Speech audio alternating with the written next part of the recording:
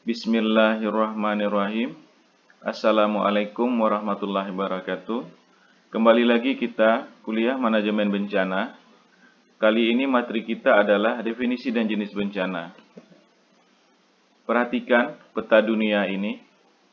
Perhatikan bagian daripada Samudra Pasifik ya, merupakan samudra terbesar di dunia, meliputi sepertiga ya daripada permukaan bumi. Ya, perhatikan warna merah-merah ini, mulai dari New Zealand ya, kemudian sampai ke Indonesia, seperti berputar ya di Indonesia, kemudian ke Taiwan, kemudian ke Jepang, kemudian ke Siberia Rusia ya, kemudian juga menyeberang ke Alaska Kanada, kemudian sampai Kanada, sampai ke Amerika Serikat ya, kemudian ke Amerika Latin, kemudian sampai ke Argentina, sampai ke ujung Argentina ya. Yang warna merah ini menunjukkan deretan gunung-gunung api. Inilah yang dimaksud dengan Ring of Fire Samudra Pasifik ya.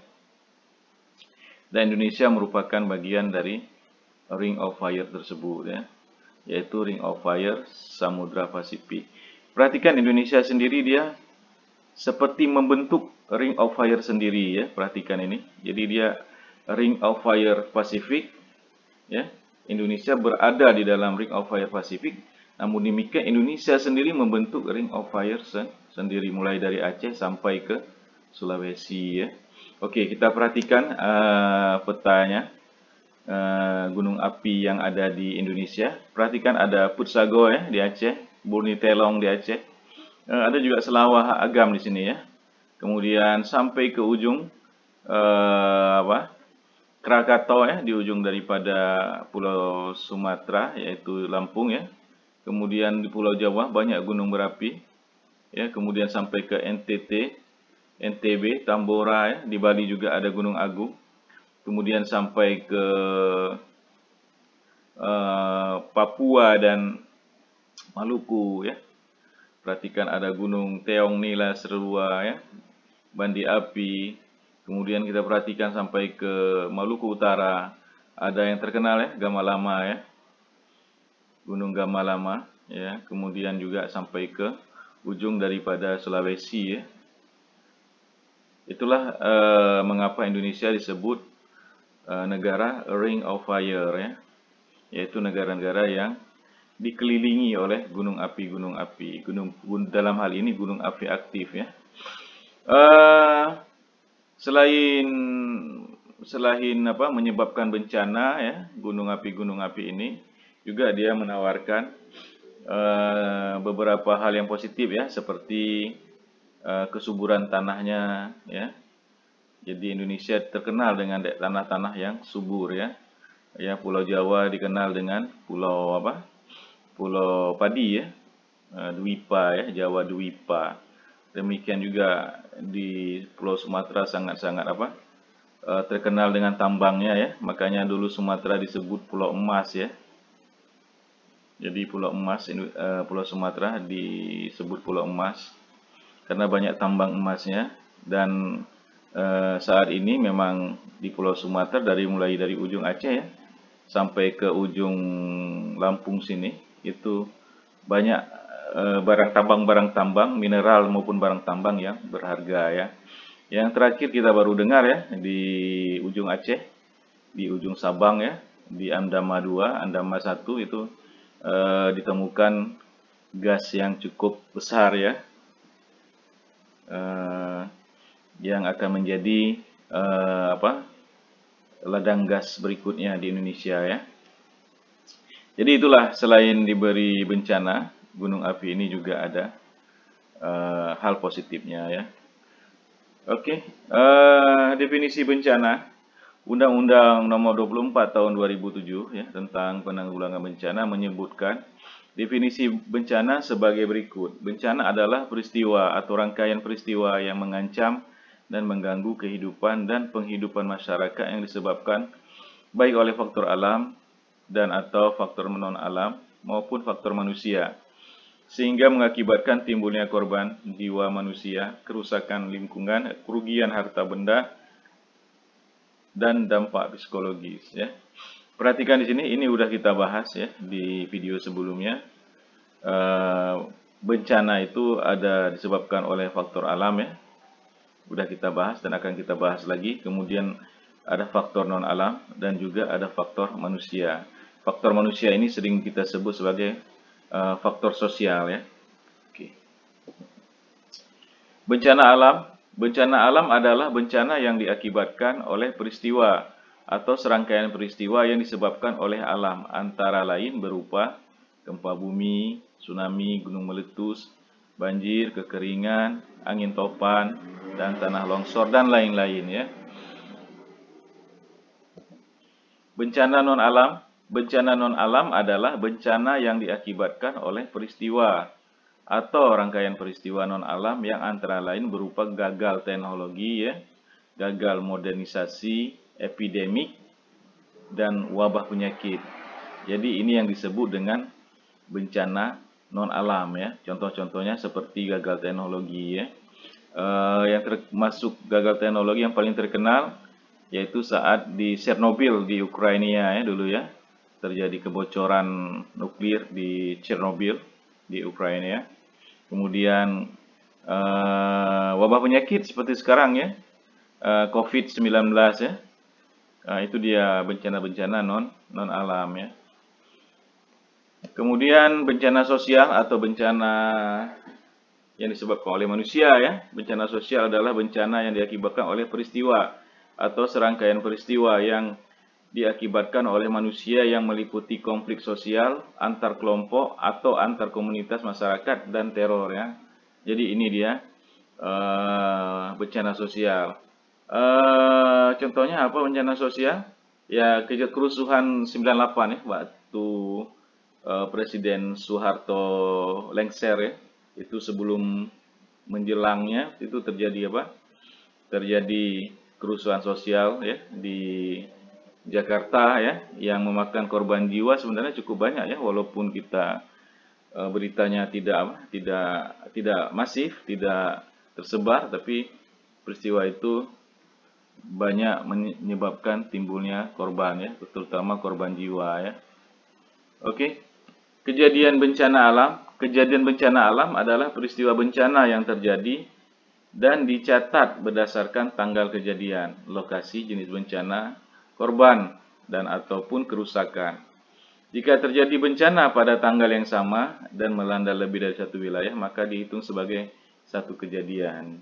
Ya, seperti tsunami Aceh ya, itu wilayah cakupannya cukup luas, bukan cuman di Pulau Sumatera ya, di ujung Pulau Sumatera, tapi juga sampai ke Phuket di Thailand ya, sampai ke Sri Lanka ya, malah sampai ke Maladewa, dan sampai ke pesisir timur dari benua Afrika seperti Somalia ya. Ya, itu juga terkena dampak daripada tsunami Aceh ya. Jadi itulah yang disebut dengan kejadian bencana alam ya. Kemudian bencana alam contohnya adalah gempa bumi ya. Gempa bumi adalah getaran atau guncangan yang terjadi di permukaan bumi yang disebabkan oleh tumpukan antar lempeng bumi, patahan aktif, aktivitas gunung api, atau runtuhan batuan. Perhatikan ini ya, untuk memahami gempa bumi tadi. Seperti sudah saya jelaskan sebelumnya ya, Indonesia itu selain dia a ring of fire, dia deretan gunung-gunung api seperti ini ya, dia juga merupakan daerah pertemuan lempeng ya, yaitu lempeng Eurasia yang di pulau-pulau ini Eurasia ya. Kemudian yang di samudra ini adalah Indo-Australia, atau sering disebut juga kalau di level internasional yaitu India-Australia ya, lempeng India-Australia, atau kalau kita menyebutnya Indo-Australia ya. Jadi ini bagian sini itu ya, sampai ke bawah sini ya, itu bagian daripada lempeng Indo-Australia. Sedangkan yang di atas ini ya kan, itu merupakan lempeng Eurasia ya, Eurasia. Karena dia nanti meluas sampai ke Eropa ya, lempengnya. Oke, inilah pergerakan lempeng inilah yang menyebabkan gempa bumi ya. Kemudian perhatikan ini yang di tengah-tengah Pulau Sumatera ini itu adalah patahan ya. Ini adalah patahan ya, atau sering juga disebut sesar ya. Sesar ya. Jadi ini sering juga disebut sesar. Jadi Pulau Sumatera ini itu ada sesar Semangku ya, itu yang di tengah-tengah ini. Ini sesar. Dia bagian baratnya itu bergerak ke atas ya, sedangkan bagian timurnya cenderung bergerak ke bawah ya. Oke ya. Jadi baik pergerakan lempeng ini ya kan, sama lempeng Indo-Australia dengan Eurasia ini, pergerakan mereka maupun pergerakan daripada sesar seperti sesar Semangku ini, inilah salah satu penyebab terjadinya gempa bumi. Penyebab lainnya banyak ya, seperti dikatakan tadi ya. Selain tumbukan antar lempeng, udah tahu tadi lempeng ya. Kemudian gerakan patahan aktif tadi yang Semangku tadi, yang tengah-tengah Sumatera ya. Kemudian juga aktivitas gunung berapi. Gunung berapi apabila udah bergemuruh dia kan, dia bisa menimbulkan gempa juga ya. Kemudian bisa juga karena runtuhan batuan ya, karena longsor misalnya di sebuah gunung batu ya. Misalkan gunung seperti kalau kita seperti gunung Gurute ya. Gunung Gurute ya. Itu bisa menyebabkan apabila terjadi longsoran batu itu bisa menyebabkan gempa bumi ya. Perhatikan gambar ini. Ini menunjukkan arah daripada pergerakan lempeng Indo-Australia ya. Ini Pulau Sumatera nih ya. Di dataran ini kita sebut Pulau Sumatera, sedangkan ini pulau-pulau di pinggir di pinggir Pulau Sumatera di bagian barat ya. Seperti Semelu, Mentawai, segala macam ya. Di sini pulau banyak ya. Posisinya seperti ini. Sedangkan ini seperti Pulau Sumatera ya. Kita misalkan Sumatera Barat ya, yang langsung berhadapan sama Samudra Hindia.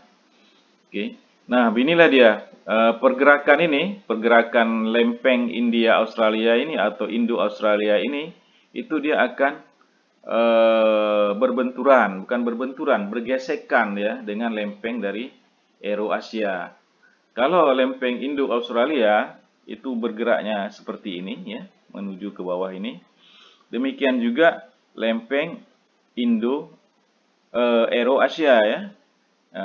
Lempeng Eurasia itu bergeraknya seperti melawan ya, seperti melawan ke arah pergerakan daripada lempeng Indo-Australia. Jadi lempeng Indo-Australia bergerak ke seperti ini ya, ke bawah sini. Sedangkan lempeng Eurasia ini juga bergeraknya kemari, tapi dia cenderungnya dari sini cenderungnya ke atas. Maka terjadilah pergesekan di sini ya. Bisa paham? Itulah menyebabkan gempa ya. Pergesekan inilah menyebabkan gempa. Ya, gempa bumi. Terus apa lagi? Ya ini isi perut bumi ya, magma larva yang pengen keluar ini ya, yang telah mendesak dari dalam didesak keluar. Ini juga menyebabkan gempa ya. Kemudian juga tadi yang kita udah bahas tentang sesar ya. Sesar Semangku ini ya, yang di Sumatera, sesar Semangku, satu bagian baratnya bergerak ke atas ya, sedangkan sebagian timurnya bergerak ke bawah ya. Itu juga pergesekan antara antara dua arah pergerakan ini di sesar Semangku ini, inilah menyebabkan sebagai sumber daripada gempa bumi. Demikian juga sumber lainnya, misalkan tadi seperti Gunung Gurute ya, gunung batu kan, apabila dia runtuh itu juga bisa menyebabkan gempa bumi. Atau bila ada bom nuklir ya, diledakkan misal, itu juga bisa menyebabkan gempa bumi. Dan lain-lain penyebab lainnya ya. Oke, ini dia kejadian 2014 kalau kita mau memahaminya. Jadi kerak bumi ini merupakan bagian dari litosfer ya, litosfer ya. Jadi kerak bumi itu ada bagian litosfernya, yaitu bagian daripada asthenosfer. Bawah ini bagian dari atmosfer yang lebih liquid, dia seperti apa? Seperti gel ya, yang warna di bawah ini ya. Ini seperti gel ya bentuknya. Ya. Sedangkan kalau yang litosfer ini relatif lebih padat ya, lebih keras sedikit ya. Oke. Jadi dia seperti bergerak di atas gel ya. Jadi dia litosfer ini yang apa? Lempeng Indo-Australia atau India-Australia ini bergerak ke bawah begini ya. Ya. Perhatikan. Sedangkan lempeng Euroasianya bergerak kemari, cenderung bergerak ke atas ya. Maka dia akan terjadi semacam gesekan. Kalau gesekannya terjadi, hanya terjadi gempa-gempa. Makanya sebenarnya kalau terjadi gempa yang disebabkan oleh pergerakan lempeng, sebenarnya kita bersyukur ya. Justru kita khawatir apabila terjadi pergesekan lempeng itu Indo-Australia dengan Euro-Asia ini, namun tidak terjadi gempa bumi ya, maka itu sebenarnya sangat mengkhawatirkan. Artinya apa? Artinya energi yang dihasilkan dari pergesekan dua lempeng ini, energinya belum tersalurkan. Itulah yang terjadi pada tsunami 2004 dulu di Aceh, yaitu dua buah lempeng ini ya saling bergesekan, namun tidak terjadi gempa bumi. Karena apa? Karena dia tertahan ya, sehingga dia kemudian melenting ya. Bisa kita coba misalkan penggaris kita bengkokkan ya, kemudian kita lentingkan. Itu yang terjadi. Dia di sini tertahan, kemudian dia lama-lama, semakin lama energi yang tersimpan semakin besar, kemudian dia suatu saat dia melepas ya, melepas atau melenting, sehingga apa? Sehingga terjadilah gelombang besar di atasnya akibat daripada lentingan daripada lempeng ini ya, lempeng antara lempeng Eurasia dan lempeng Indo-Australia. Oke ya, saya kira cukup paham ya. Oke, kemudian letusan gunung berapi ya. Seperti kita udah ketahui tadi, gambar tadi ya. Dari dalam bumi, inti bumi, isi bumi ya, itu pada hakikatnya adalah api ya. Dan dia energinya ini dia pingin keluar ya.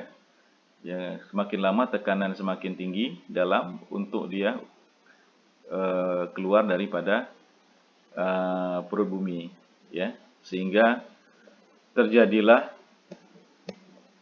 letusan gunung api. Contohnya yang sering terjadi apa? Gunung Merapi ya. Dulu sempat heboh Gunung Merapi. Kemudian yang terakhir kemarin ada juga ya di Pulau Jawa. Karena memang di Pulau Jawa sangat banyak gunung berapi yang aktif ya. Oke, letusan gunung api merupakan bagian dari aktivitas vulkanik yang dikenal dengan istilah erupsi. Bahaya letusan gunung api dapat berupa awan panas ya, kemudian lontaran material pijar, hujan abu lebat, lava, gas beracun ya, tsunami, dan banjir lahar ya.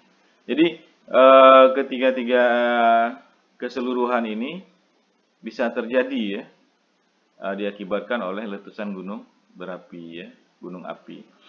Oke, kalau awan panas yang kita khawatirkan daripada gunung api apabila dia meletus ya, salah satunya adalah awan panas. Kalau lava ya atau material dari gunung berapi mungkin hanya di sekitar gunung berapi saja yang terdampak ya. Tapi apabila awan panas ini, maka apabila ditiup angin dia akan sampai ke tempat yang lebih jauh, dan itu sangat panas ya. Jadi apabila daerah tersebut disapu atau dilewati oleh awan panas, maka akan banyak orang yang meninggal dunia karena terpanggang oleh awan panas ya.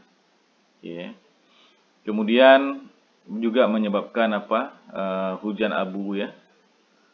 Kemudian juga terkadang ada gas yang beracun ya, yang keluar daripada bersamaan dengan material-material yang keluar dari gunung berapi yang meletus tersebut. Bisa menyebabkan tsunami seperti yang terjadi pada Gunung Krakatau tahun 1883 ya. Jadi pada saat 1883 kita lihat di sejarah ya, terjadi tsunami yang sangat tinggi di pesisir kota Jakarta, termasuk di Lampung ya, bahkan sampai ke Kalimantan ya. Tsunami-nya sangat besar, itu diakibatkan oleh letusan gunung berapi. Tapi itu ada banyak sebabnya ya, selain letusan gunung berapi juga boleh disebabkan oleh runtuhan daripada Gunung Krakatau itu sendiri ya. Jadi runtuhan Gunung Krakatau itu sendiri menyebabkan tsunami. Demikian juga letusannya ya, letusan yang keluar dari dalam laut itu juga menyebabkan tsunami ya. Oke, tsunami. Tsunami berasal dari bahasa Jepang yang berarti gelombang ombak laut. Tsu artinya lautan, nami berarti gelombang ombak ya. Tsunami adalah serangkaian gelombang ombak laut raksasa yang timbul karena adanya pergeseran di dasar laut akibat gempa bumi ya. Oke ya, akibat pergeseran lempeng tadi kita udah bahas ya. Saya kira udah cukup jelas tadi seperti di kejadian 2004 di Aceh ya. Oke, kemudian penyebab tsunami lainnya apa? Ya, bisa runtuhan di dasar laut ya. Jadi misalkan kita lihat kok tiba-tiba daerah itu tidak ada surut air, tidak ada apa-apa, tiba-tiba terjadi tsunami. Itu bisa karena terjadi runtuhan di dalam laut ya. Runtuhan di dalam laut juga bisa menyebabkan tsunami ya. Juga runtuhan gunung ya, gunung yang di tengah-tengah laut itu juga bisa menyebabkan tsunami ya. Kalau nggak salah itu ada terjadi di Italia ya, di Eropa, di Italia itu pun ada sebuah gunung yang runtuh menyebabkan tsunami ya. Penyebab lainnya apa yang bisa menyebabkan tsunami? Yaitu tsunami bisa juga disebabkan oleh nuklir ya. Seperti udah disimulasi yang dibuat oleh salah satu televisi Rusia, bagaimana mereka ingin menenggelamkan dataran Inggris ya, dataran Inggris. Mereka cukup meledakkan nuklir di laut pada wilayah Inggris ya, di laut Inggris itu yang dari sudut tertentu sehingga bisa menyebabkan tsunami yang sangat besar yang akan menenggelamkan seluruh Inggris. Ya, itu yang simulasi yang kemudian heboh ya waktu perang Ukraina Rusia baru-baru ini. Salah satu TV ya, stasiun televisi di Rusia mempublikasikan simulasi menenggelamkan Inggris dengan sebuah nuklir ya. Oke ya. Apalagi penyebabnya? Runtuhan di dasar laut ya, nuklir bisa menyebabkan tsunami ya. Gesekan lempeng itu bisa juga ya menyebabkan tsunami. Dan lain-lain, masuk meteor ya, meteor jatuh ke bumi kemudian sampai menyentuh lautan ya, menyentuh samudra itu bisa menyebabkan tsunami ya.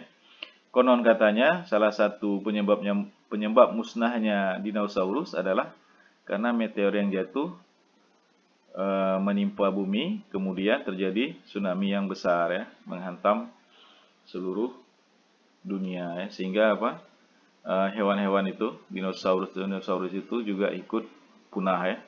Oke, kemudian tanah longsor.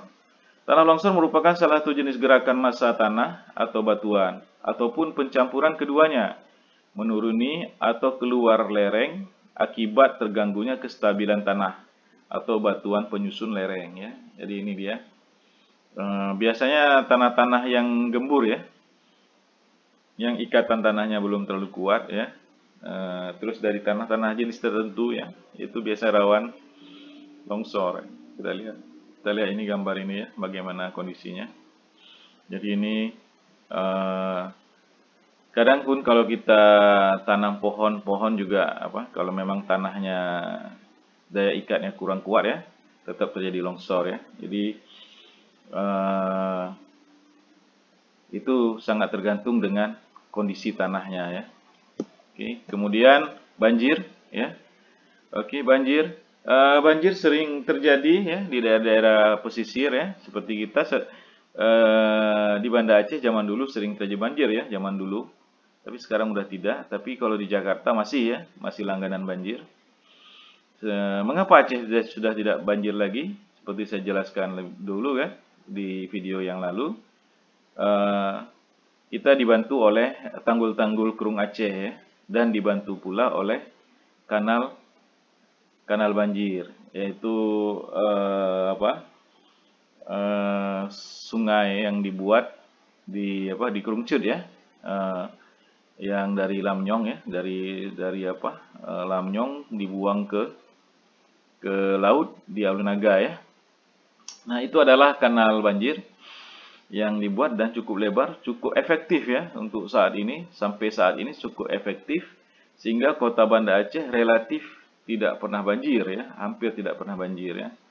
Demikian juga tanggul yang dibuat di Kerung Aceh efektif ya, sehingga Banda Aceh cukup aman dari banjir. Tidak demikian halnya dengan Jakarta. Jakarta kanal banjirnya saya rasa terlalu kecil ya, dan terlalu tidak kalau kita kanal banjir kita relatif lurus ya, sehingga pembuangan airnya bisa cepat, sedangkan di Jakarta itu kanal banjirnya kecil-kecil udah gitu berkelok-kelok lagi ya. Jadi memang walaupun banyak kanal-kanal banjir di Jakarta itu banyak, tapi ya tidak efektif ya, tidak seperti kota Banda Aceh ya.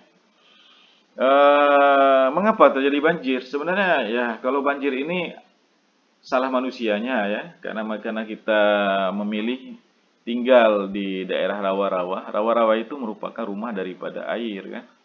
Jadi salah kita sendiri mengapa kita memilih tinggal di daerah air ya, daerah rawa-rawa. Sehingga pada saat tertentu, pada saat tuan rumahnya yaitu air ingin menempati, maka banjirlah kita ya.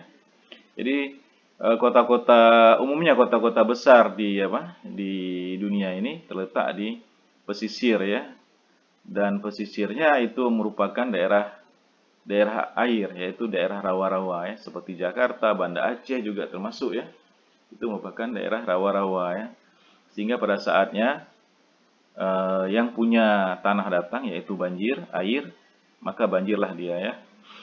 Oke, bisa kita antisipasi ya, seperti kota Banda Aceh relatif berhasil mengantisipasi banjir ya. Demikian juga di negara-negara lain. Hanya sayang kota Jakarta tidak mampu mengatasi banjir ya. Bukan salah pemerintah, gubernur-gubernur sekarang ya, dari zaman Belanda dulu juga mereka gagal menjinakkan banjir Jakarta ya. Mulai dari awal sekali mereka menjajah Indonesia ya, VOC segala macam itu, mereka gagal ya menaklukkan banjir Jakarta. Setiap tahun Jakarta tetap banjir. Jadi kalau Pak Anies, Pak Ahok, Pak Jarot, Pak Jokowi dulu ya, itu tidak mampu menangani banjir, ya dari dulu memang tidak ada yang mampu menangani banjir sejak Jakarta ya. Oke ya. Oke, kemudian banjir bandang. Ya ini banjir bandang ini ya umumnya karena ulah manusia ini ya, karena penembangan, penggundulan hutan ya, maka terjadilah banjir bandang. Banjir bandang adalah banjir yang datang secara tiba-tiba dengan debit air yang besar yang disebabkan terbendungnya aliran sungai pada alur sungai ya. Jadi banjir bandang ini biasanya di atas bukit, di atas gunung ya.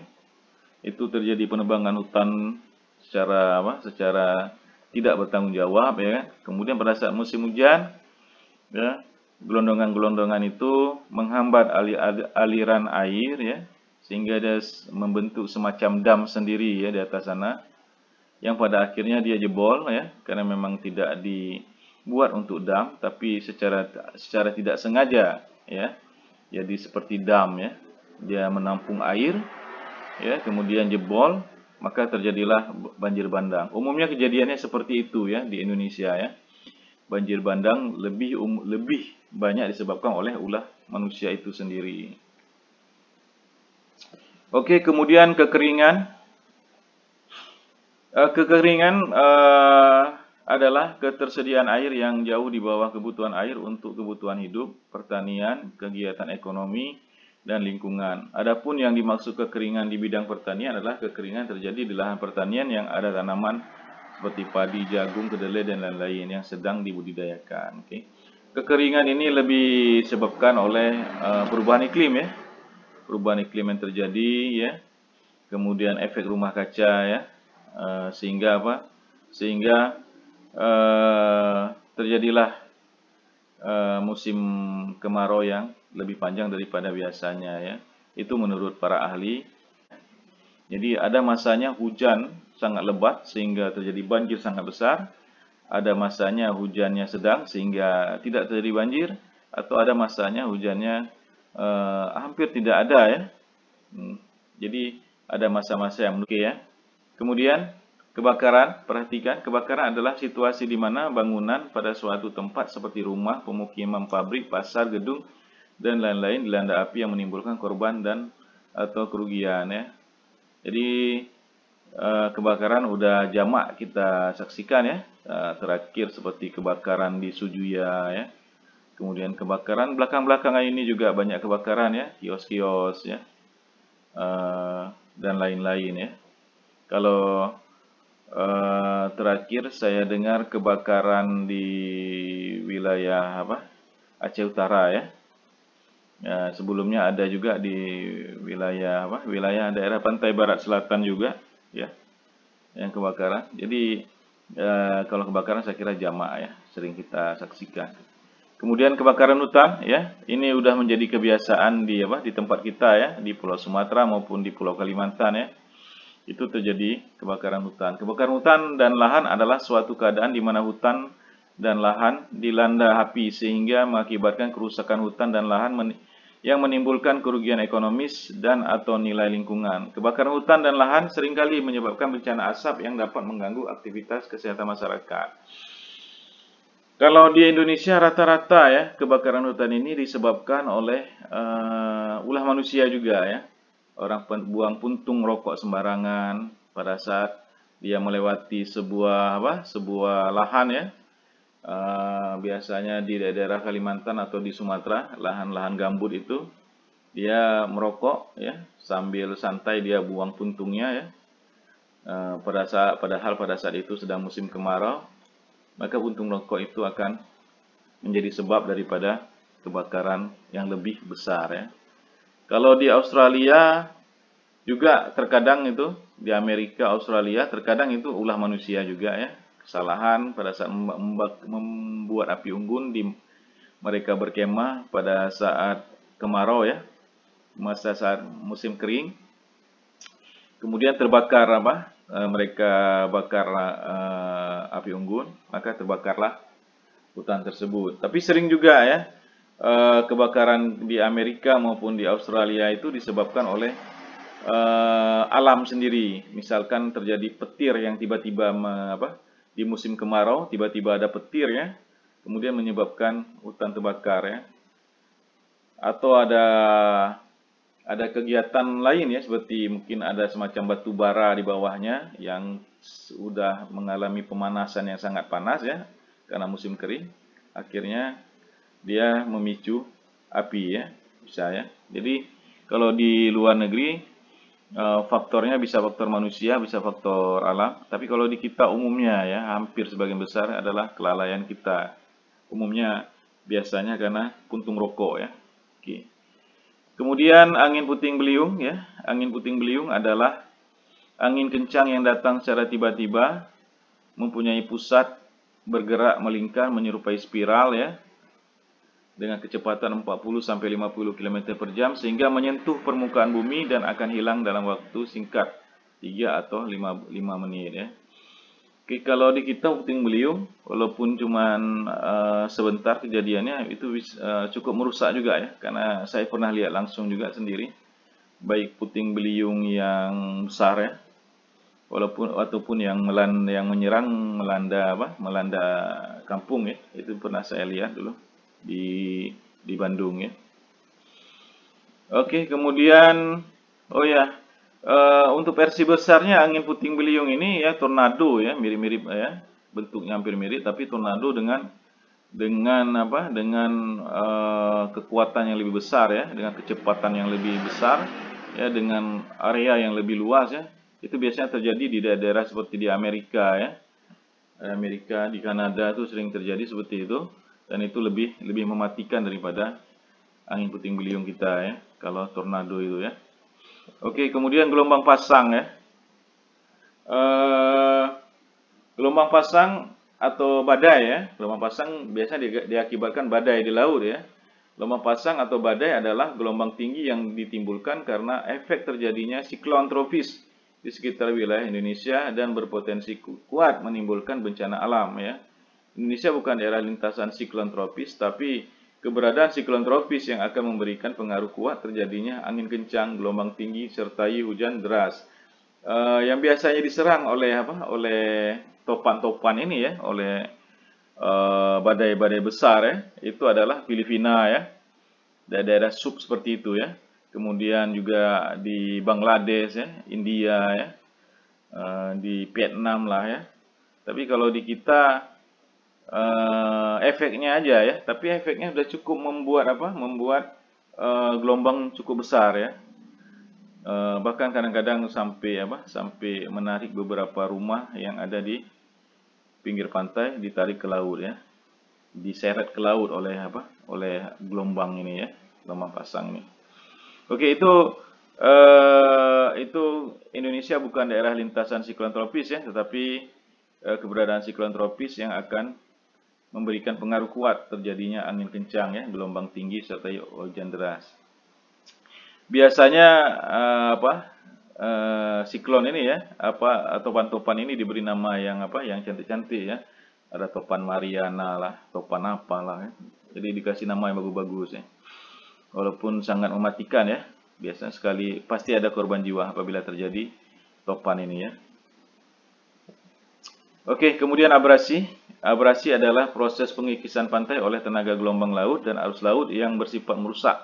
Abrasi biasanya disebut juga sebagai erosi pantai. Kerusakan garis pantai akibat abrasi ini dipicu oleh terganggunya keseimbangan alam daerah pantai tersebut. Walaupun abrasi bisa disebabkan oleh gejala alami, namun manusia sering disebut sebagai penyebab utamanya ya.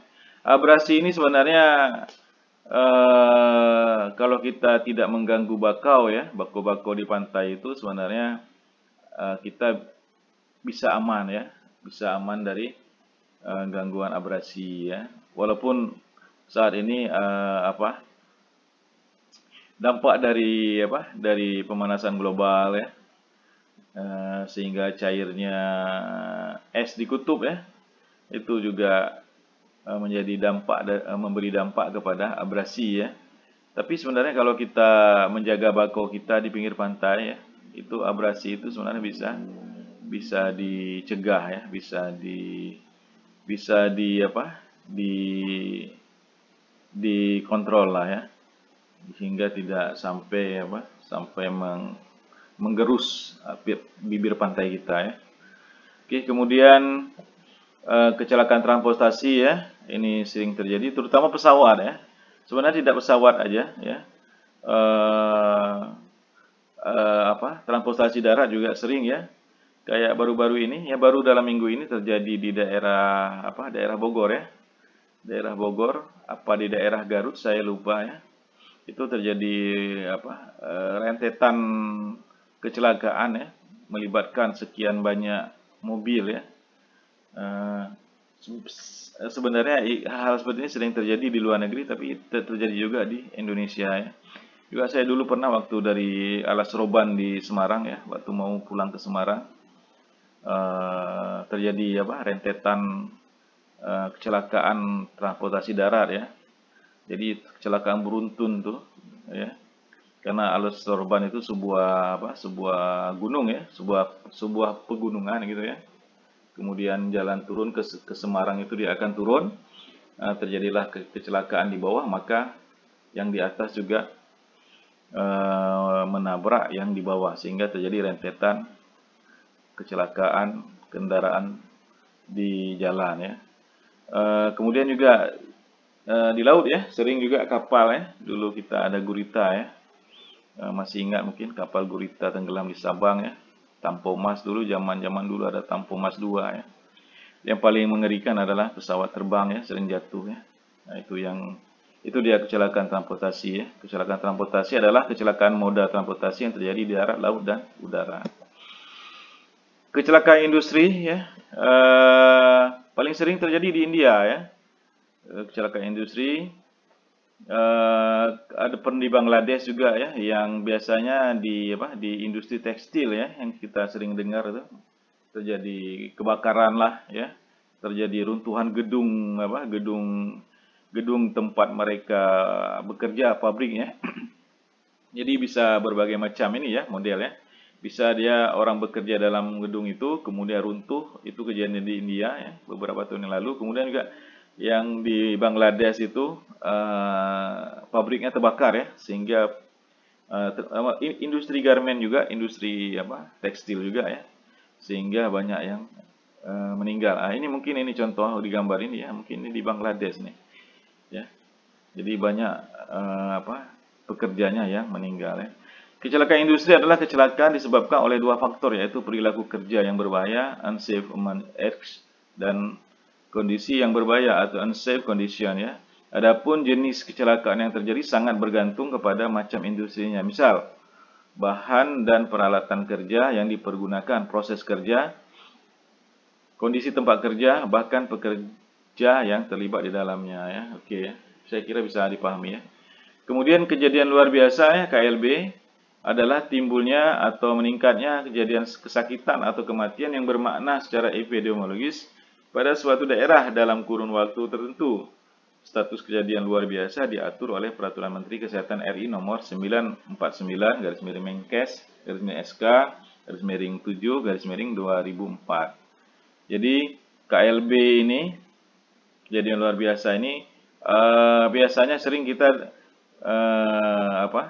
KLB ini kalau di Indonesia ini kalau ada KLB sangat erat kaitannya dengan DBD biasanya kan, suatu daerah atau wilayah ya kan, terjadi wabah DBD ya, kemudian dijadikan sebagai kejadian yang luar biasa KLB ya, sehingga wilayah itu betul-betul dibereskan oleh pemerintah sehingga terbebas daripada wabah tersebut, misalkan DBD ya. Itu kalau kita zaman dulu kaitan KLB ini biasanya dengan DBD. Kalau sekarang udah dengan berbagai hal ya, termasuk COVID ya kemarin ya. Itu juga KLB ya. Oke, kemudian konflik sosial yang paling terkenal mungkin tahun 98 saat Pak Harto mau lengser ya. Terjadi konflik sosial. Konflik sosial atau kerusuhan sosial atau huru-hara adalah suatu gerakan massal yang bersifat merusak tatanan dan tata tertib sosial yang ada, yang dipicu oleh kecemburuan sosial, budaya, ekonomi, yang biasa dikemas sebagai pertentangan antar suku, agama, dan ras atau SARA ya. Contoh yang paling gampang ya adalah waktu zaman terjadi sebelum lengsernya Pak Harto ya, terjadi gesekan sosial, gerakan sosial ya, terjadi semacam kerusuhan sosial ya yang terjadi di Jakarta ya, kemudian meluas ke seluruh Indonesia ya, terutama kota-kota besar di Indonesia. Oke, kemudian aksi teror. Oke, sempat kita mengalami ya masa-masa aksi teror, teroris ya, gerakan teroris melakukan aksi terornya. Terakhir di Surabaya kita ingat, bom gereja ya. Aksi teror adalah aksi yang dilakukan oleh setiap orang yang dianggap yang dengan sengaja menggunakan kekerasan atau ancaman kekerasan sehingga menimbulkan suasana teror atau rasa takut terhadap orang secara meluas dan menimbulkan korban yang bersifat massal. Dengan cara merampas kemerdekaan sehingga mengakibatkan hilangnya nyawa, harta benda, mengakibatkan kerusakan atau kehancuran terhadap objek-objek vital yang strategis atau lingkungan hidup atau fasilitas publik internasional ya. Aksi teror dulu sempat sering ya terjadi di Indonesia, bom Bali ya, dan lain-lain ya. Oke, kemudian sabotase.